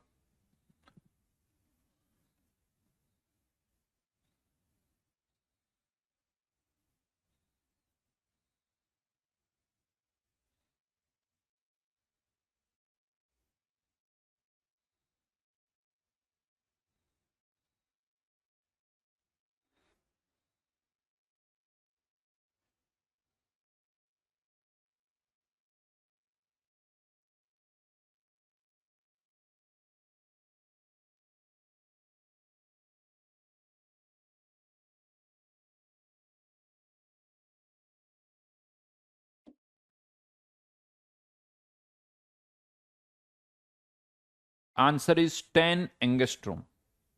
तो क्या करना होगा, सबसे पहले तो ये फॉर्मूला 1240 नैनोमीटर इलेक्ट्रॉन वोल्ट, क्योंकि फोटोन की वेवलेंथ दे रखी है, फोटोन अपनी एनर्जी किसको दे रहा है, इलेक्ट्रॉन को। तो पहले फोटोन की आपको क्या निकालनी पड़ेगी, एनर्जी, विच इज 1240 2/3 नैनोमीटर, ये कैंसिल, तो ये 1.5 इलेक्ट्रॉन वोल्ट, ये फोटोन की एनर्जी आ गई। और यही फोटोन की एनर्जी अब इलेक्ट्रॉन की काइनेटिक एनर्जी हो गई। Kinetic energy of electron. और अगर इलेक्ट्रॉन की काइनेटिक एनर्जी 1.5 इलेक्ट्रॉन वोल्ट है तो कह सकते हो एक तरह से उस इलेक्ट्रॉन को हमने 1.5 वोल्ट से एक्सीलरेट किया है, तो 150 अपॉन 1.5 एंगस्ट्रॉम, तो answer is 10 angstrom. Thanks to me, मैंने बड़ा अच्छा सा डेटा आप लोगों को दिया है, नहीं, ताकि कैलकुलेशन कम से कम हो, जिससे कॉन्सेप्ट आपको समझ में आए। बड़ा सिंपल, बहुत सटीक क्वेश्चन जिसे आप कह सकते हो ना, टू द पॉइंट। जो पॉइंट मैं आपको बताना चाह रहा हूं उसी पर क्वेश्चन है, इंपॉर्टेंट क्वेश्चन है, ढंग से देख लेना। सारे कंफ्यूजन जो भी होते हैं वो इस क्वेश्चन से क्लियर हो जाएंगे। हाँ, बाकी अब देखो इतने सारे फॉर्मूले, कभी काइनेटिक एनर्जी दे रखी होती, कभी वोल्टेज दे रखा होता है, जरूरी नहीं कि इलेक्ट्रॉन हो। यही फॉर्मूला आप थोड़ा एडजस्ट करना पड़ेगा। जैसे मान लो इलेक्ट्रॉन की जगह कोई प्रोटॉन आ जाए तो क्या होगा, पता है कि प्रोटॉन का जो मास होता है वो इलेक्ट्रॉन से 1840 टाइम्स होता है, तो यहां पर स्क्वायर रूट में, क्योंकि स्क्वायर रूट में तो 1840 वाली टर्म और आ जाएगी। तो इस तरह से आप कुछ एडजस्टमेंट कर सकते हो कि रेशियो वाइज बहुत सारे क्वेश्चंस यहां पर आते हैं कि फोटोन की वेवलेंथ इतनी तो इलेक्ट्रॉन की कितनी होगी, फोटोन की इतनी तो हीलियम की कितनी होगी, हाइड्रोजन एटम की कितनी होगी। अब हाइड्रोजन एटम बेसिकली क्या है, एक प्रोटोन ही है, क्योंकि इलेक्ट्रॉन का मास तो बहुत कम होता है। तो अगर हाइड्रोजन एटम की बात करें, मतलब एक प्रोटॉन की बात करें, हीलियम में क्या होता है, 2 न्यूट्रॉन 2 प्रोटॉन होते हैं, तो हीलियम का जो मास होता है वो हाइड्रोजन एटम के कितने टाइम्स होता है, 4 टाइम्स होता है। तो फिर यहां पर अगर प्रोटॉन और हीलियम का रेशियो अगर पूछा जाए तो वो 1:4 के रेशियो में, या अगर 4 टाइम्स करोगे तो स्क्वायर रूट में वो कितने टाइम्स रह जाएगा, 2 टाइम्स रह जाएगा। समझ रहे हो मेरी बात को। बट चार्ज भी देखना पड़ेगा, हीलियम पर कितना चार्ज है, प्रोटॉन पर कितना चार्ज है। तो इस तरह के कंपैरिजन वाले क्वेश्चंस यहां पर आते हैं। वी पोटेंशियल डिफरेंस ही पुट किया बेटा, शिवकांत, ये पोटेंशियल डिफरेंस ही पुट किया, 1.5 इलेक्ट्रॉन वोल्ट है, मतलब इलेक्ट्रॉन की काइनेटिक एनर्जी इतनी, तो उसको कितने पोटेंशियल डिफरेंस से एक्सीलरेट किया होगा, वी पोटेंशियल 1.5 वोल्ट से। अगर किसी की काइनेटिक एनर्जी 10 इलेक्ट्रॉन वोल्ट है, मतलब कह सकते हो कि उसको 10 वोल्ट से एक्सेलरेट किया होगा। 20 इलेक्ट्रॉन वोल्ट है, मतलब 20 वोल्ट से एक्सेलरेट किया होगा। ठीक है, लेकिन यहीं पर अब मैं एक और इंटरेस्टिंग चीज आपको बताता हूं। ये जो डी ब्रोगली हाइपोथेसिस है ना, डी ब्रोगली हाइपोथेसिस से बोहर्स का क्वांटाइजेशन ऑफ एंगुलर मोमेंटम वाला फॉर्मूला डिराइव हो जाता है। यानी डी ब्रोगली की बात को अगर माने और इलेक्ट्रॉन की वेव नेचर को माने तो उससे Bohr's quantization of angular momentum वाला जो फॉर्मूला है वो डिराइव हो जाता है। लेकिन यहां पर मैं वो डेरिवेशन तो आपको बता रहा हूं, लेकिन इस डेरिवेशन के लिए जो हम तरीका यूज कर रहे हैं वो तरीका सही नहीं है। क्योंकि मैंने आपसे क्या कहा, अगर इलेक्ट्रॉन वेव है तो आप उसकी अब पिक्चर नहीं बना सकते। इलेक्ट्रॉन कौन सी वेव है ये किसी को नहीं पता। आपको नॉर्मल वेव्स पता होती, साइन वेव, कोसाइन वेव, कोई भी वेव होती है ना उसकी एक इक्वेशन होती है कि उसका एम्पलीट्यूड कैसे वेरी कर रहा है, कब एम्पलीट्यूड कितना होगा। तो कोई भी जो एक वेव होती है, आपने थोड़ा बहुत पढ़ा हुआ है, वेव की एक इक्वेशन होती है, साइन ओमेगा टी माइनस के एक्स, हाँ या ना, इस तरह से कुछ आपने पढ़ा हुआ है।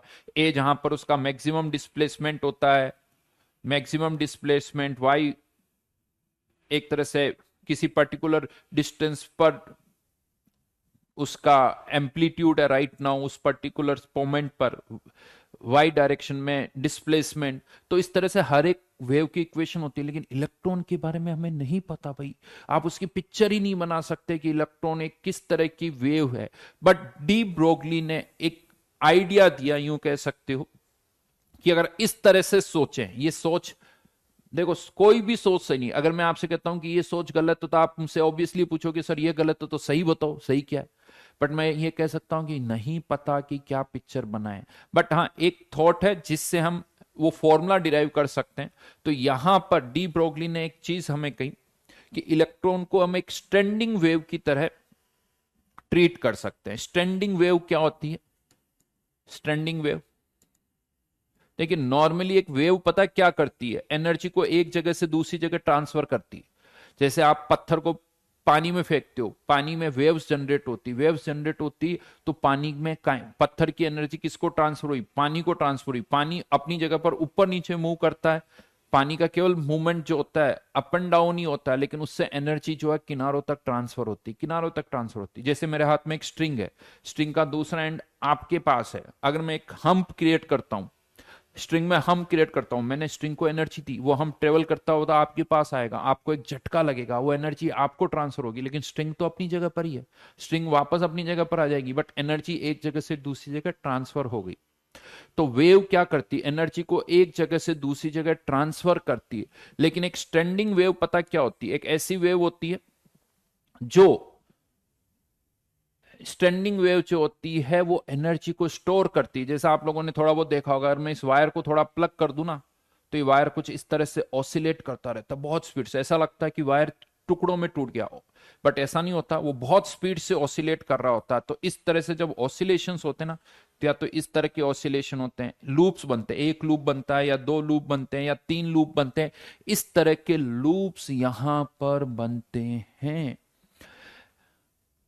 इन्हें हम बोलते हैं स्टैंडिंग वेव।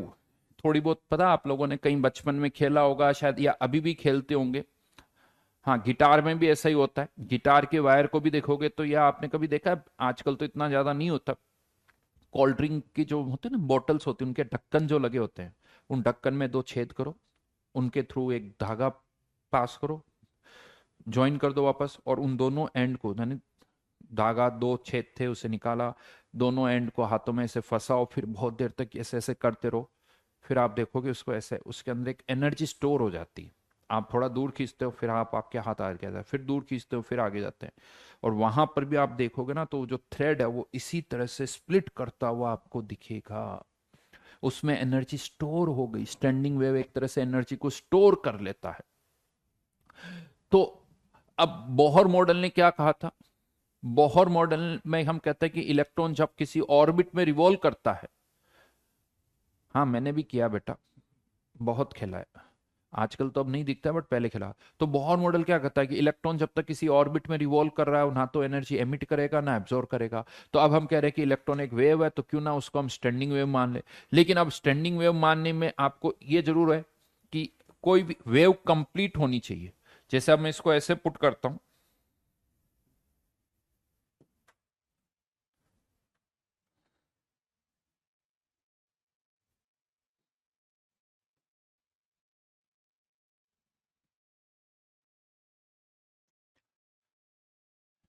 लेट्स से ये एक ऑर्बिट है, तो यहां पर एक इमेजिन कर रहे हैं सिचुएशन को, मैं फिर से कह रहा हूं, मैं फिर से कह रहा हूं, ये पिक्चर जो हम बना रहे हैं इससे केवल ये आंसर आ जाएगा, लेकिन ये पिक्चर सही नहीं है। इलेक्ट्रॉन की जब हम वेव नेचर बोल रहे हैं, तो ये जो पिक्चर हम यहां पर बना रहे हैं वो सही नहीं है। तो अब इसको कैसे सोचे, कि हमें पता है कि जब भी कोई इस तरह की वेव होती ना, तो जैसे ये वाला पार्ट ऊपर जा रहा तो ये नीचे जाता है, ये ऊपर तो ये नीचे, फिर ये ऊपर आता तो ये वाला पार्ट नीचे हो जाता है। अगर यहां पर थोड़ा और इसको बड़ा किया जाए तो ऐसे भी होता है, जैसे ये वाला पार्ट नीचे तो ये दोनों ऊपर, फिर क्या होगा, ये वाला पार्ट नीचे आएगा तो ये ऊपर चला जाएगा, ये नीचे आएगा, ऐसे होता है, तभी वो ऑसिलेट करते हैं। तो यहां पर भी क्या होगा, लेट्स से अगर वेव कोई यहां से स्टार्ट हुई, यहां तक एक, ये एक वेव, फिर क्या होगा, यहां से स्टार्ट हुई दूसरी, फिर क्या होगा, ये तीसरी। अब यहां पर ऐसा नहीं हो सकता कि ये वेव, ये वाला पार्ट भी नीचे और ये वाला पार्ट भी नीचे, क्या ऐसा हो सकता, नहीं हो सकता। तो क्या होगा, यहां पर नीचे तो ये वापस ऊपर, मतलब वो कंप्लीट होनी चाहिए।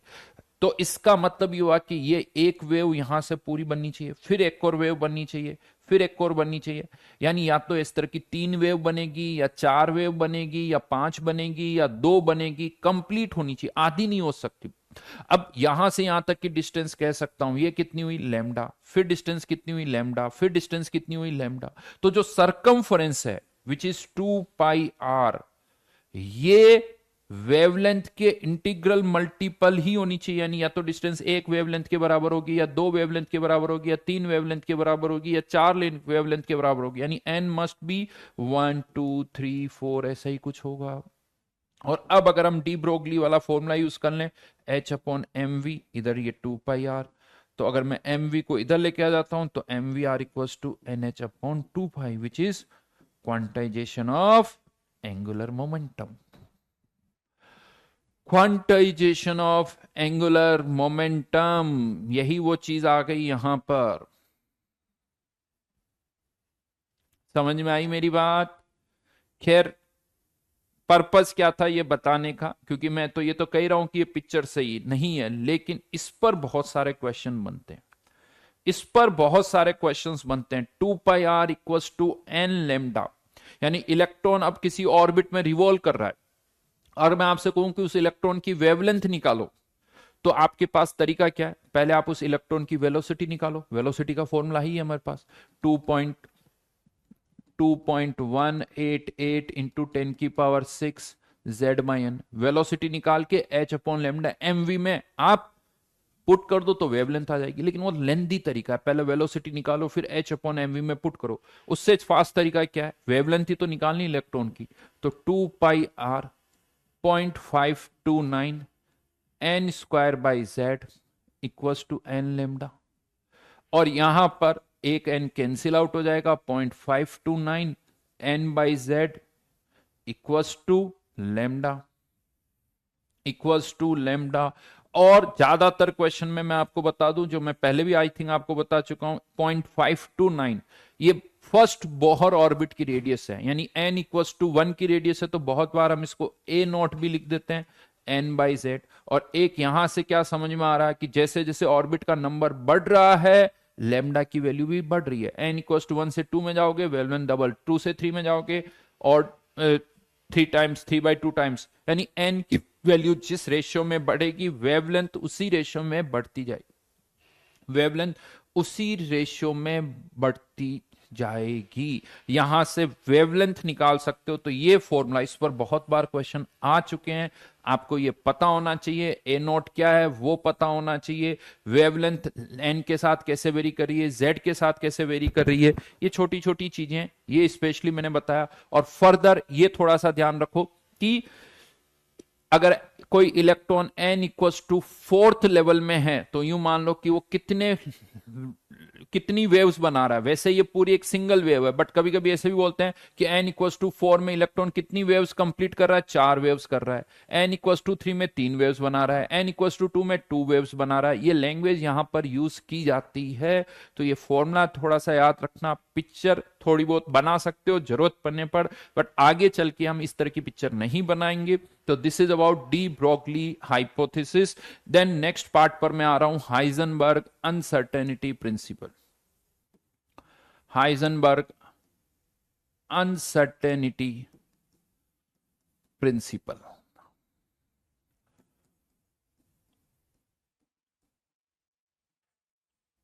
अब देखिए, ये जो 1920 से लेकर 1925 तक का जो पीरियड था, 1920 से लेकर 1925, जिसमें डी ब्रोगली ने अपनी हाइपोथेसिस दी, और डी ब्रोगली हाइपोथेसिस के साथ साथ हाइजेनबर्ग ने भी अपनी एक बात रखी। लेकिन मैं आपको बताऊं, हाइजेनबर्ग ने जो कहा ना, उससे सारे साइंटिस्ट हिल गए साहब, इवन इंक्लूडिंग आइंस्टाइन भी। एक छोटी सी इसमें स्टोरी है। हाइजेनबर्ग ने जब अपनी एक बात की, हाइजेनबर्ग का क्या कहना था कि कोई भी पैरामीटर जो आप और हम मेजर कर रहे हैं ना, वो एग्जैक्टली मेजर तो किया ही नहीं जा सकता, एग्जैक्टली मेजर किया ही नहीं जा सकता, उसमें कुछ ना कुछ एरर रहेगी। जो टाइम, हाइजेनबर्ग का ये कहना है कि जो टाइम हम मेजर कर रहे हैं उसमें कुछ ना कुछ एरर आएगी, स्पीड मेजर करोगे तो भी एरर आएगी, एनर्जी मेजर करोगे उसमें भी एरर आएगी, और ये फंडामेंटल एरर है। मतलब आपके इक्विपमेंट की एरर तो अलग होगी, इक्विपमेंट की एरर तो अलग होगी, वो अगर है तो और एक्स्ट्रा होगी, बट हाइजेनबर्ग ने कहा कि आप एग्जैक्टली मेजर ही नहीं कर सकते। अब ये चीज जब हम सुनते हैं तो यार ऐसा लगता है कि यार ऐसा क्यों नहीं कर सकते। तो उस पार्ट पर आने से पहले मैं आपको एक चीज बताता हूं। जब एक कॉन्फ्रेंस में 1920 के आसपास ही कोई कॉन्फ्रेंस हुई होगी, उस कॉन्फ्रेंस में हाइजेनबर्ग ने जब अपनी ये बात कही ना, तो उस कॉन्फ्रेंस से हाइजेनबर्ग को भगा दिया गया कि फालतू की बकवास मत करो, हम सब कर सकते हैं। इतने सालों से जब हम काम कर रहे हैं, सब कुछ जो मेजर कर रहे हैं, टाइम मेजर कर रहे हैं, एनर्जी मेजर कर रहे हैं, और तुम आके कह रहे हो कि हम सही सही मेजर नहीं कर रहे, हम गलत मेजर कर रहे हैं, तो क्या पागल है क्या हम सारे। तो उसको उस कॉन्फ्रेंस से भगा दिया गया साहब। उसके बाद कहा जाता है कि वो हाइजेनबर्ग जो है ना, एक पर्टिकुलर किसी आइलैंड पर गया, उस आइलैंड पर 2 साल तक रहा। उस आइलैंड पर उसने वहां पर एक नई मैथमेटिक्स क्रिएट की, जिसे मैट्रिक्स मैथमेटिक्स कहा जाता है। वो क्या होती वो नहीं पता। और उसके बाद वो वापस आया, वापस आके उसने अपनी बात को नील्स बोहर को बताई। नील्स बोहर को कुछ बात में दम लगा। बोहर, हाइजनबर्ग, डिरैक, ये कुछ साइंटिस्ट थे जिनकी अपनी एक टीम बनी, जिनकी अपनी एक टीम बनाई गई, राइट। ओम गुप्ता ने कुछ लिखा, सर आप इतना अच्छा पढ़ाते हो कि हमारे स्कूल के टीचर भी आपसे पढ़। छोड़ो वो, खैर बेटा मैं भी किसी से ही पढ़ रहा हूं ना, ऐसा तो है ही। मैं भी किसी साइंटिस्ट के, किसी की टीचर से, तो ये तो चलता रहता है बेटा। तो उस कॉन्फ्रेंस में इन लोगों की एक टीम बनी, एक बहुत ही फेमस कॉन्फ्रेंस जिसे कहा जाता है सॉल्वे कॉन्फ्रेंस का, जिसका नाम, और कहा जाता है कि उस कॉन्फ्रेंस के बाद साइंस जो है पूरी तरह से बदल गई। उस कॉन्फ्रेंस में क्वांटम फिजिक्स जो है वो पिक्चर में आ गई।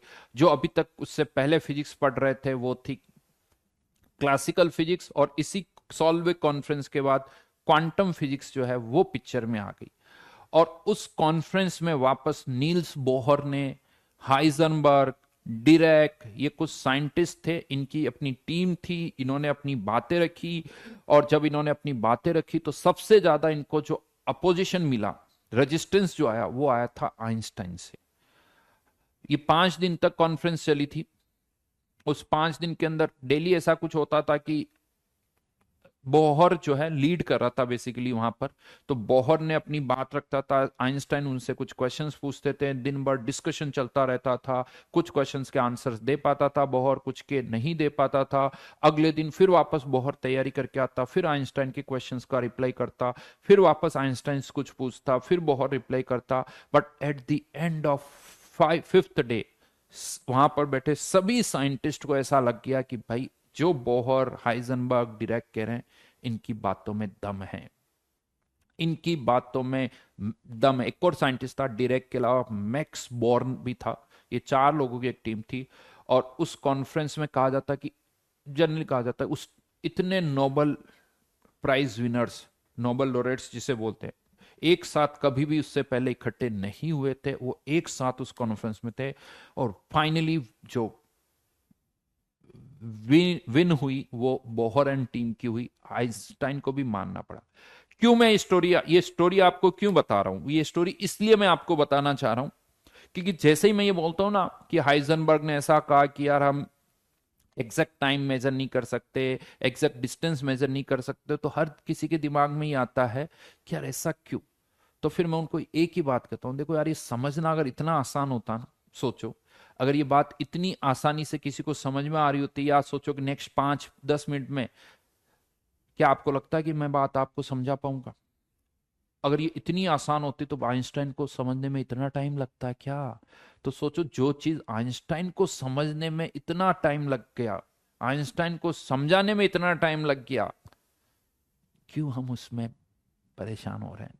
हाँ, आगे चल के कर लो, थोड़ा सा इंजीनियरिंग कर लो, एमएस पीएचडी करना, तब जाके घुसना भाई।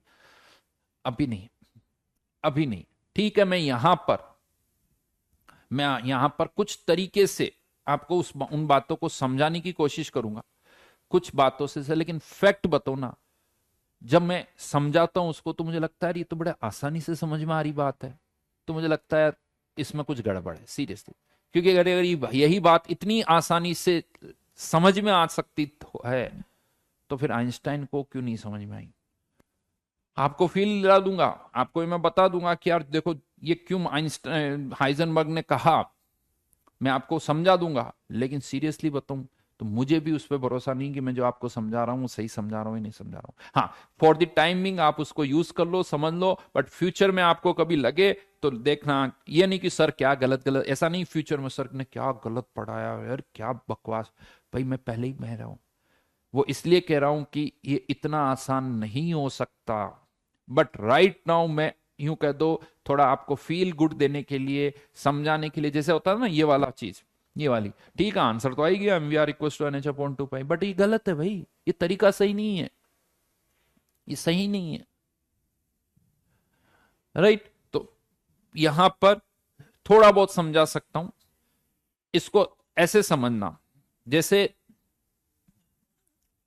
जैसे एक स्केल आपके पास है, कोई भी जो स्केल हमारे पास होती है तो उस स्केल में क्या होता है, एमएम में नंबरिंग होती है। इसी तरह से हम देखते हैं ये 1 सेंटीमीटर, ये इस तरह से, ये एमएम, फिर इस तरह से आगे आप करते हो, राइट। 1 सेंटीमीटर, 2 सेंटीमीटर, यानी 0, 1, 2, इस तरह से। अब मान लो आपके पास, आप इससे कुछ लेंथ मेजर कर रहे हो। अब लेंथ मेजर जब आप करते हो तो मान लो आपका पॉइंट जो है वो इन दोनों के बीच में कहीं आता है। अब जब इन दोनों के बीच में आता है तो हम क्या कहते थे यार, जब मिलीमीटर 1, 2, 3, 4, 5, 6, 6 से थोड़ा ज्यादा है, 6 और 7 के बीच में है, तो हम क्या कर लेते हैं, अच्छा ठीक है, कोई 6 बोल देता है इसमें, इसको कोई 7 बोल देता है, यानी लेंथ कितनी हो गई, तो कोई बोल देगा 6 मिलीमीटर, कोई बोल देगा 7 मिलीमीटर, बीच में गई। बट एग्जैक्ट वैल्यू नहीं आई है। अब आप कहोगे सर थोड़ी और अच्छी स्केल यूज करो जिसमें मिलीमीटर को भी डिवाइड किया गया हो। मान लो आप वो भी करोगे तो वहां पर भी तो वैल्यूज ही होगी ना कुछ, वहां पर भी तो वैल्यूज होगी। मान लो आपकी स्केल इतनी अच्छी कि वो 0.1 मिलीमीटर को भी मेजर कर रहा है, लेकिन जैसे अभी 6 से 7 के बीच में आया, हो सकता है फिर 6.6 मिलीमीटर से 6.7 मिलीमीटर के बीच में आ जाए। अब क्या करो साहब, 6.6 से मिलीमीटर से 7 के बीच में आ रहा है, अब बताओ क्या होगा, कुछ ना कुछ तो एरर होगी। आप फिर और ज्यादा अच्छी रिजोल्यूशन पर चले जाओगे तो वहां पर भी तो कुछ ना कुछ होगा, क्योंकि कोई भी जो मेजरिंग इंस्ट्रूमेंट है उसका एक लिस्ट काउंट होता है। वो लिस्ट काउंट 1 mm है, तो मतलब 1 mm से कंपेयर तो मेजर नहीं कर सकता है, तो वो बोलेगा 6 मिलीमीटर या 7 मिलीमीटर। ज्यादा अच्छा हुआ 6.1 है तो आपका आंसर 6.6 मिलीमीटर से 6.7 मिलीमीटर, तब भी कुछ ना कुछ एरर तो आएगी। तो किसी भी लेवल पर आप चले जाओ कुछ ना कुछ एरर तो आएगी। जैसे मैं आपको बताऊं सेकंड्स, अब आपकी और हमारी वॉच क्या मेजर करती है नॉर्मली, सेकंड्स। 10 सेकंड हो गए, उसके बाद क्या पता चला, 11 सेकंड। 10 के बाद 11 सेकंड ही आते हैं हमारे। आपको बताओ, जब ओलंपिक्स में 100 मीटर की रेस होती है, 1-2 साल पहले मैंने देखा था 100 मीटर की जो रेस हुई थी, उसमें जो विनर्स आए थे उनका टाइम क्या था, 9 सेकेंड्स। 9 तो नहीं था, मतलब 9.8, 9.82, 9.87। अब आप सोचो हमारी घड़ी अगर वहां पर रख दे तो 9 के बाद तो डायरेक्ट 10 आता, आते नहीं। और 9.81, 9.82, 9.87, ये कैसे मेजर करो, यानी एक सेकंड्स को भी तोड़ना है आपको, उसको भी तोड़ना है। अब सोचो भाई देखो किसी दिन ओलंपिक्स में ऐसा हो जाए कि 9.88 सेकंड्स पर दो आ गए सब, अब क्या करो, क्योंकि एक्चुअल में तो वहां पर भी कोई एक पहले कोई बाद में आया, लेकिन उसको मेजर कैसे करो,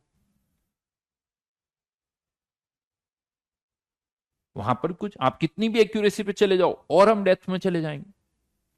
भाई डिस्टेंस तो एंगस्ट्रोम में भी, हम तो ये मिलीमीटर की बात करें, एंगस्ट्रोम तो बहुत छोटा होता है, एंगस्ट्रोम तो बहुत छोटा होता है, तो कुछ ना कुछ एरर तो आएगी आएगी। यानी आप एग्जैक्टली मेजर नहीं कर सकते हो, एग्जैक्टली मेजर नहीं कर सकते हो। ये इंस्ट्रूमेंट की एरर नहीं है बेटा, इंस्ट्रूमेंट तो सही है, वो तो कह रहा मैं तो 6 सेंटीमीटर, यानी या तो 6 सेंटीमीटर कर दो या 7, वो इंस्ट्रूमेंट तो, हाँ उसका लिस्ट काउंट ही इतना है, उसका लिस्ट काउंट इतना है, वो जो हम बता रहे हैं, इंस्ट्रूमेंट थोड़ी एरर बता रहा है, बट आपका इंस्ट्रूमेंट तो जो है वो सही है। तो यहां पर हाइजनबर्ग ये कहता है कि कुछ भी चीज हम एग्जैक्टली मेजर नहीं कर सकते, उसका स्टेटमेंट लिखा रहा हूं,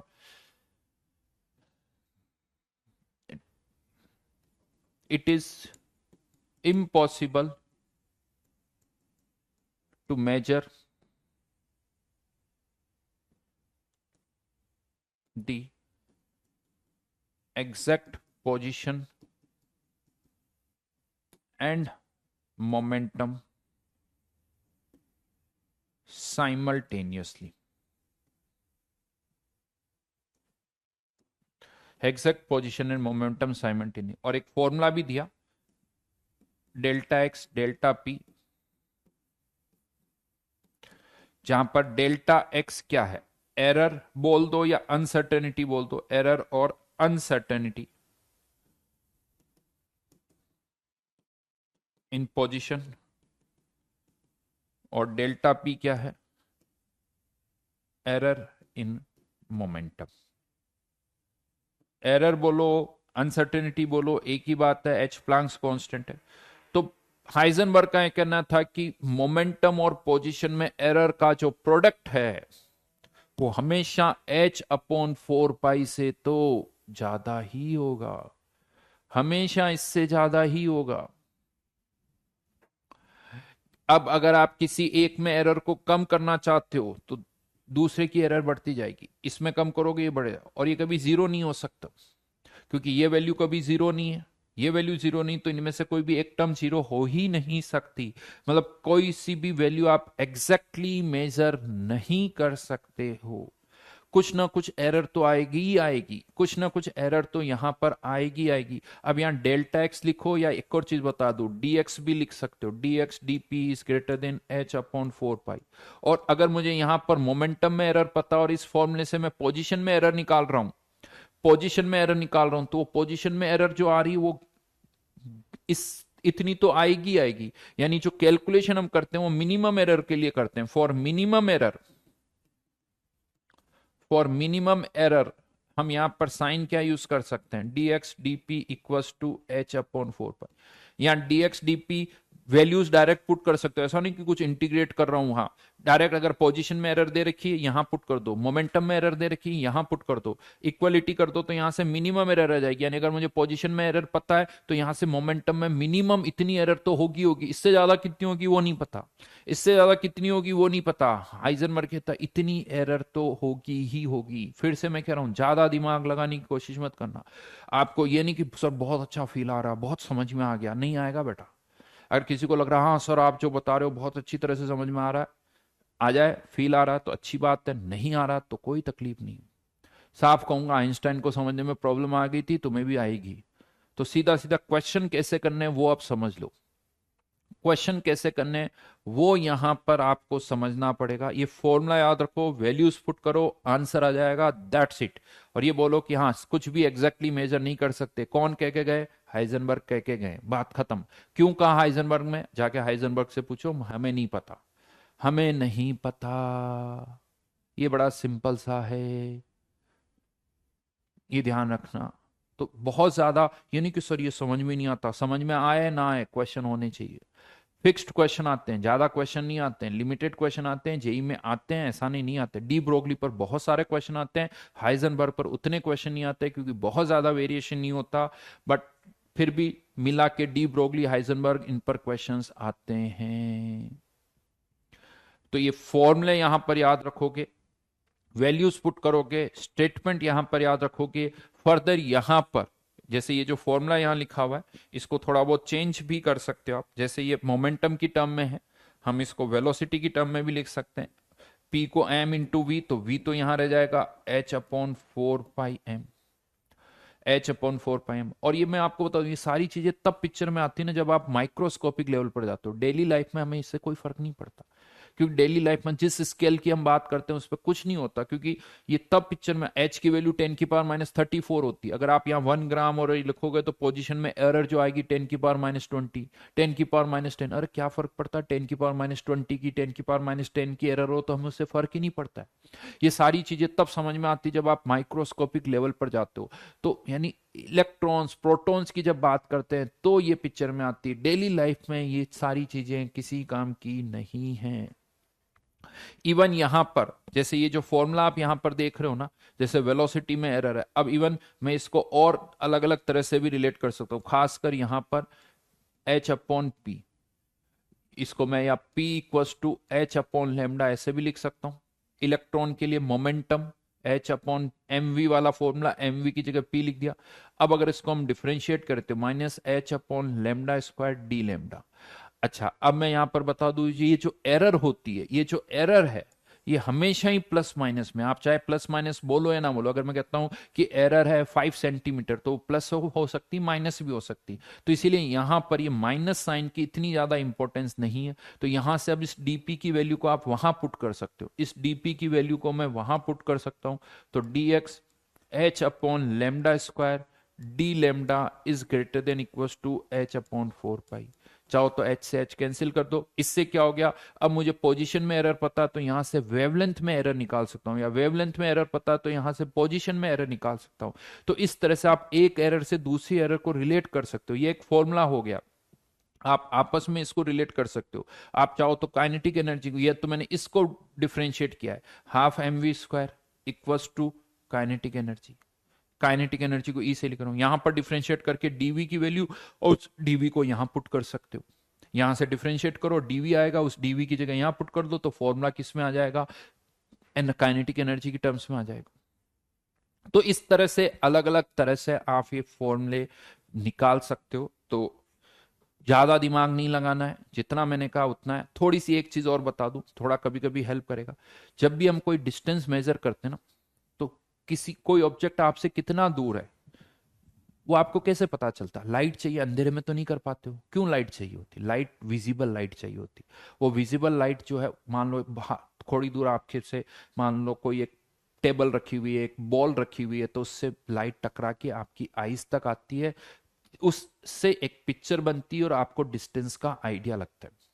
लेकिन मैं आपको यहां पर बता दूं, जब भी आप किसी ऑब्जेक्ट को देखते हो ना, उसकी डिस्टेंस मेजर करते हो, तो जो लाइट आप यूज कर रहे हो उसकी वेवलेंथ के बराबर हमेशा उसमें एरर रहती ही है। वेवलेंथ के बराबर। अब जैसे नॉर्मली हम विजिबल लाइट यूज करते हैं, तो विजिबल लाइट की वेवलेंथ क्या होती है? 4000 एंगस्ट्रॉम से 7500। अब 4000 एंगस्ट्रॉम बहुत कम है, बहुत कम है। 10 की पावर, अगर मैं इसको देखूं तो 4 इंटू 10⁻⁷, तो ये बहुत कम है। तो इसीलिए नॉर्मल वे में कोई फर्क नहीं पड़ता कि यार ये एरर इसके अंदर है। लेकिन जब आप माइक्रोस्कोपिक लेवल पर जाते हो, क्योंकि हम डिस्टेंसेज ही एंगस्ट्रॉम में बात कर रहे हैं, तो वहां पर मैटर करता है, वहां पर ये सारी चीजें मैटर करती है। तो ये जस्ट एक जनरल इंफॉर्मेशन है कि कुछ भी डिस्टेंस आप मेजर करते हो तो वेवलेंथ के बराबर तो एरर रहती रहती है। तो इसीलिए एरर पोजीशन में कुछ होगी, कुछ मोमेंटम में होगी, सारी चीजें यहां पर आती है। तो ये फॉर्मूले यहां पर मैंने लिख दिए हैं जो आपको यूज करने हैं। ठीक है, सीधा सीधा सा। अब मैं यहां पर आपको क्वेश्चन दे रहा हूं, ढंग से उन क्वेश्चंस को करो अच्छी तरह से, बात खत्म। क्वेश्चन में केवल फॉर्मूले यूज होते हैं। डी ब्रोगली देखो मैंने बहुत अच्छी तरह से आपको समझाया है, डी ब्रोगली को हमने बहुत अच्छी तरह से समझा है। लेकिन हाइजनबर्ग में ज्यादा समझना मुश्किल काम है, ना ज्यादा हमें दिमाग लगाना है। ज्यादा अच्छा है कि आप उस पर क्वेश्चन करो। तो लास्ट टाइम मैंने इस पर कुछ क्वेश्चन फोटो इलेक्ट्रिक इफेक्ट के इधर तो दे दिए थे। तो O1 में 39 से लेके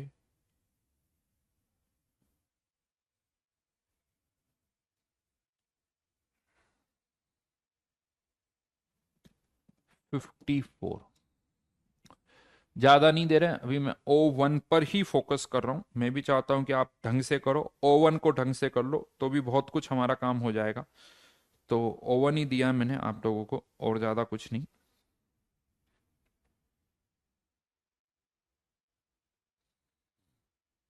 ये बहुत है, 39, 15-16 क्वेश्चन है। इतने भी आप करोगे वो ठीक है। मुझे पता आप लोगों के पास टाइम नहीं, इसलिए बहुत ज्यादा भी नहीं देना चाहता हूं मैं। बट ये चाहता हूं कि जितना मैं दे रहा हूं उतना जरूर आप कर लीजिए। तो आज हमारा हो गया डी ब्रोगली, हाइजनबर्ग। 2 लेक्चर ज्यादा से ज्यादा और लगेंगे जिसमें हम श्रोडिंजर को कंप्लीट करें। नेक्स्ट क्लास से श्रोडिंजर स्टार्ट कर दूंगा। 2 लेक्चर में मोस्टली हम ये चैप्टर कंप्लीट कर देंगे। जैसा मैंने पहले भी बताया था, आज वेंसडे, थर्सडे और फ्राइडे, ज़्यादा से ज़्यादा सैटरडे को क्लास होगी, तो डिस्कशन वाला कुछ क्लास होगा।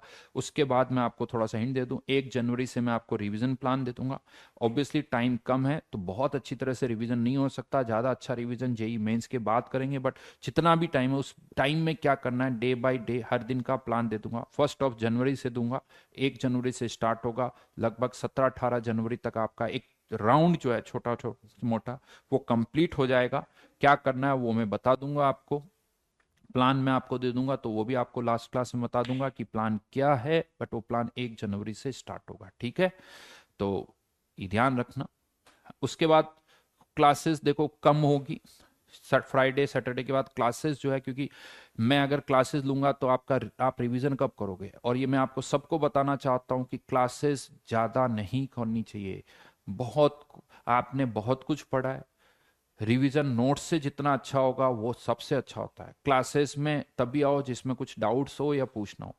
ये एक जो चीज चली आ रही है बहुत हो गए, ठीक है, कर सकते हो। वन शॉट वाली जो चीज मैं बहुत बार सुनता हूँ, देखिए वन शॉट उनके लिए है जिनके पास एक तो ढंग के नोट्स नहीं है, जिन्होंने साल भर में ढंग से पढ़ाई नहीं की है। अब क्या करें, बहुत कम टाइम है, तो थोड़ा बहुत जो भी कुछ हो जाए वो कर लो, वो उनके लिए। राइट, आपके पास अच्छे खासे नोट्स हैं, नोट्स को पढ़ो, क्वेश्चन को नोट्स के अंदर जो एग्जाम्पल्स है वो करो, ज्यादा से ज्यादा उस पर एफर्ट्स लगाओ, तो आपको फायदा मिलेगा, तो आपको फायदा मिलेगा। सब है बेटा, श्रोडिंगर वगैरह सब जेई मेंस में है, तो ये चीज आपको करनी है। हाँ, वो सब मैं दूंगा, क्या करना रिवीजन के साथ, कौन से पीवाई क्यूज करना, वो भी मैं आपको दे दूंगा, सो डोंट वरी, वो डोंट वरी। बट जितना नोट्स पढ़ोगे, जितने क्वेश्चन सॉल्व करोगे, उतना फायदा मिलेगा। ये सुनने, बहुतों की आदत क्या होती है, बस बैठ जाऊं, कोई भाषण देता रहे, मेरा रिवीजन हो जाएगा, तो ऐसे बिल्कुल नहीं होता है, ऐसे बिल्कुल नहीं होता है। हाँ, उनका होता है जिनके पास कुछ करने को है नहीं, थोड़ा बहुत है, तो उनके लिए वन शॉट थोड़ा फिर भी फायदेमंद होता है कि यार चलो बैठा बैठ, लेकिन सुन लिया कुछ, क्योंकि उनके पास नोट्स ही नहीं है, ढंग के नोट्स नहीं है, तो वो सारी चीज, बात समझ में आ रही मेरी? तो आपके पास नोट्स है, सबसे बड़ा एसेट जो आपके पास है वो नोट्स है। और जब मैं रिवीजन करवाता हूं तो मेरा सबसे पहला मोटिव होता है कि नोट्स ढंग से पढ़ो, जितने ढंग से नोट्स पढ़ोगे उतना फायदा मिलेगा। बहुत सारी चीजें, क्वेश्चन कहाँ से करने चाहिए, जो बुकलेट मैंने आपको दी है उससे अच्छा दुनिया में कुछ नहीं है तुम्हारे लिए। O1 S1 जेई मेंस के लिए इनसे अच्छा कोई क्वेश्चन बैंक नहीं है। अगर आप O1 S1 को ढंग से कर लोगे, O1 S1 को ढंग से कर लोगे ना, तो जेई मेंस में आप जबरदस्त पढ़ोगे। तो उससे अच्छी कोई क्वेश्चन, पीवाई क्यूज भी नहीं है, ये भी मैं आपको बता दूं। O1 कर लो, S1 कर लो, सारे क्वेश्चन पीवाई क्यूज के ऐसे होंगे, ऐसे होंगे, चुटकियों में होंगे। हाँ, लेकिन ठीक है, O1 S1 हमने पहले किया हुआ है, थोड़े पीवाई क्यूज की भी प्रैक्टिस करेंगे, चीजें सब मिला के करनी पड़ती है। ठीक है, तो अभी के लिए, आज के लिए तो इतना ही काफी है। होमवर्क मैंने दे दिया, ये होमवर्क हम करेंगे एटॉमिक स्ट्रक्चर नेक्स्ट क्लास। ठीक है, बाय बाय।